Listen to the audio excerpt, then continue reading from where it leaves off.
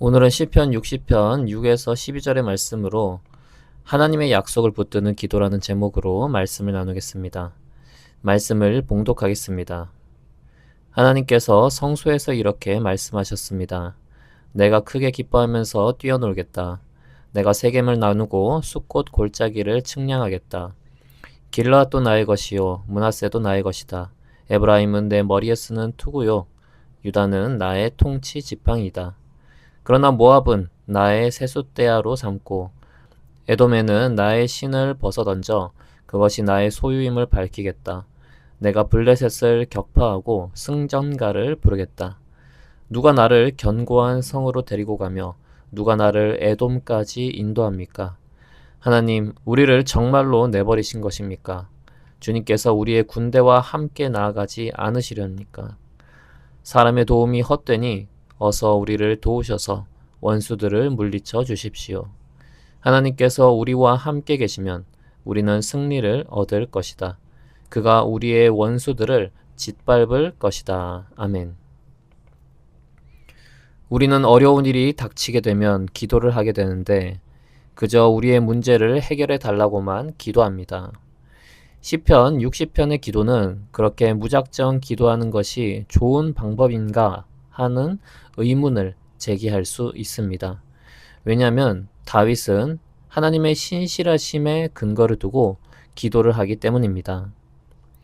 오늘 본문은 다윗이 어려운 상황에 처했을 때 하나님께 드린 기도입니다. 당시 이스라엘은 에돔의 공격을 받아 큰 어려움에 처해 있었습니다. 마치 우리가 살아가면서 예상치 못한 어려움, 감당하기 힘든 문제들을 만날 때처럼 말입니다. 6에서 8절에서 하나님은 내가 크게 기뻐하면서 뛰어놀겠다. 내가 세겜을 놔두고 숫꽃 골짜기를 측량하겠다 라고 말씀하십니다.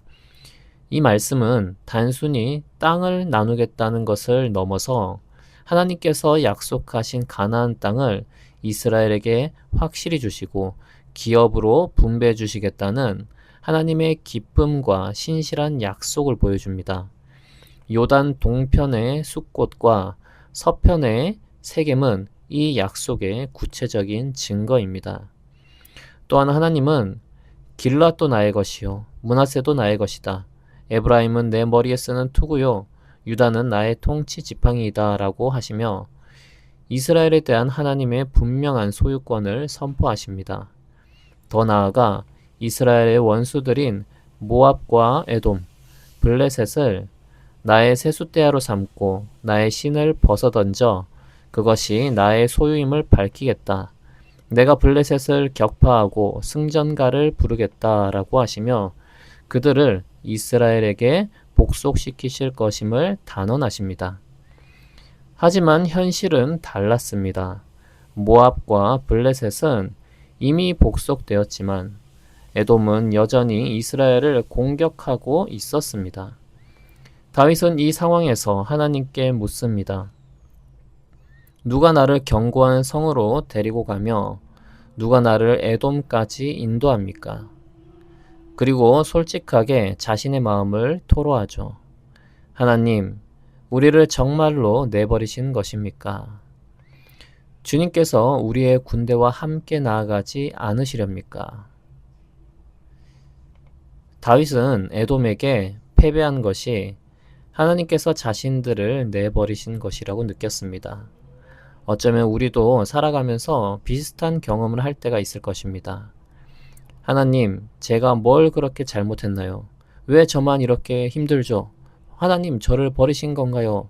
이렇게 기도를 하기도 합니다. 하지만 성경은 분명히 말씀합니다. 하나님은 결코 당신의 백성을 영원히 버리지 않는다고. 예레미야애가 3장 33절은 우리를 괴롭히거나 근심하게 하는 것은 그분의 본심이 아니다 라고 말합니다.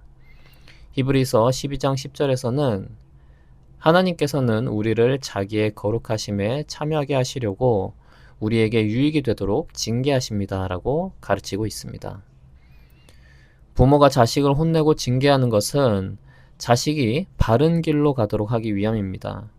잠시 눈물을 흘릴지라도 그 아픔을 통해 더 건강한 사람으로 성장하길 바라는 마음입니다. 마찬가지로 하나님께서 우리를 징계하시고 외면하시는 것처럼 느껴질 때가 있다면 그것은 우리가 잘못을 깨닫고 돌이켜서 더 영적으로 건강해지기를 바라는 하나님의 사랑의 표현입니다. 사랑하지 않으면 힘들게 징계할 이유가 없습니다. 이제 중요한 메시지가 나옵니다.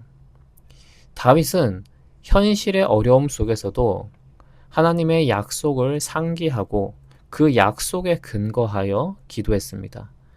그는 사람의 도움이 헛되니 어서 우리를 도우셔서 원수들을 물리쳐 주십시오라고 간구했습니다. 그리고 확신에 찬 목소리로 선포했습니다. 하나님께서 우리와 함께 계시면 우리는 승리를 얻을 것이다. 그가 우리의 원수들을 짓밟을 것이다. 결과적으로 이스라엘은 에돔을 정벌하고 승리하였습니다. 다윗은 하나님의 약속이 반드시 이루어질 것을 믿고 그 믿음으로 기도했으며 하나님은 그 기도를 들으셨습니다. 여러분은 지금 어떤 상황에 처해 있습니까? 취업의 문턱에서 좌절하고 있거나 아니면 직장의 문제로 힘들어하고 있습니까? 또는 관계의 문제로 힘들어하고 있습니까? 아니면 미래에 대한 불안감으로 휩싸여 있습니까? 우리가 붙잡아야 할 것은 바로 하나님의 약속입니다. 성경 속에서 우리는 수많은 약속을 붙잡고 기도했던 인물들을 봅니다. 그 중에서 아브라함은 자식이 없을 때 하나님께서 하늘의 별과 같이 바다의 모래와 같이 내 자손이 많아질 것이다 라고 약속하셨을 때 그 약속을 믿고 기다렸습니다. 당장은 불가능해 보이는 약속이었지만 아브라함은 믿음으로 나아갔고 결국 이삭을 얻게 되었습니다. 아브라함의 삶은 하나님의 약속을 붙드는 기도의 연속이었습니다. 우리가 취업을 할 때도 몇 번 지원을 해보고 또 스펙을 쌓아보고 인턴십을 해보고 이런 여러 가지 시도들을 하지만은 그때마다 고배를 마시는 취업 준비생이 있습니다. 그럴 때 어떻게 하면은 좋겠습니까? 나는 안 되나 보다 하고 좌절하기보다 하나님의 약속을 붙들고 기도하며 계속해서 나아가는 것이 좋은 모습입니다. 하나님께서 나를 향한 선한 계획이 있으시고 그 길을 주님께서 열어주시고 가장 나에게 적합한 길로 인도해 달라고 기도하고 최선을 다해서 노력하고 부족한 점들을 채워 나가는 것이 바람직한 모습입니다. 하나님은 우리의 노력을 외면하지 않으시고 당신의 신실한 약속을 통해 가장 좋은 길로 인도하실 것입니다. 하나님은 신실하신 분이기에 약속을 지키시는 분입니다. 요한복음 14장 13에서 14절은 너희가 내 이름으로 구하는 것은 내가 무엇이든지 다 이루어주겠다. 너희가 무엇이든지 내 이름으로 구하면 내가 다 이루어주겠다라고 분명히 말씀하셨습니다. 이 말씀은 단지 우리가 원하는 것을 다 얻게 해준다는 뜻이 아닙니다. 하나님의 뜻 안에서 그분의 영광을 구할 때 그 약속이 성취된다는 의미입니다. 사랑하는 여러분, 세상은 빠르게 변하고 우리는 늘 불안과 마주합니다. 그러나 변하지 않는 것이 있습니다. 그것은 바로 하나님의 신실하신 약속입니다. 그 약속을 여러분의 삶의 나침반으로 삼으십시오. 지금 당장 눈앞의 어려움이 너무나 커 보이고 하나님이 여러분을 버리신 것처럼 느껴질 때도 있습니다. 그러나 기억합시다. 그것은 사랑의 징계일 수도 있으며 우리를 더 큰 은혜로 이끌기 위한 하나님의 계획일 수도 있습니다. 징계가 힘들고 고달파 보이지만 그 징계를 통해 우리는 망하지 않는 길, 하나님께로 돌아가는 길을 찾게 됩니다. 우리의 기도는 단순히 소원을 나열하는 것이 아니라 하나님의 약속을 붙들고 그 약속이 우리의 삶에 이루어지기를 간구하는 것입니다. 우리의 기도는 단순히 소원을 나열하는 것이 아니라 하나님의 약속을 붙들고 그 약속이 우리의 삶을 통해서 이루어지기를 간구해야 하는 것입니다. 하나님이 우리와 함께 하시면 우리는 어떤 어려움 속에서도 승리할 수 있습니다.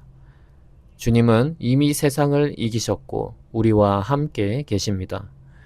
그러므로 오늘 이 자리에서부터 하나님의 약속을 붙들고 담대히 기도합시다. 여러분의 삶 속에서 하나님의 신실하심이 어떻게 역사하는지 직접 경험하게 되는 축복이 있을 것입니다. 기도하겠습니다. 하나님 아버지, 우리는 하나님의 약속을 더욱 굳게 믿는 자가 되어야 하겠습니다. 그리하여 우리의 것을 요구하기보다 하나님의 뜻이 이루어지기를 바라는 경건한 자가 되게 해 주시옵소서. 하나님의 뜻 안에서 우리가 평안을 누리고 승리하는 삶을 살게 하여 주시옵소서. 때로는 어려움 가운데 놓이더라도 하나님의 신실함을 굳게 붙드는 자가 되게 하여 주시옵소서. 예수님의 이름으로 기도합니다. 아멘.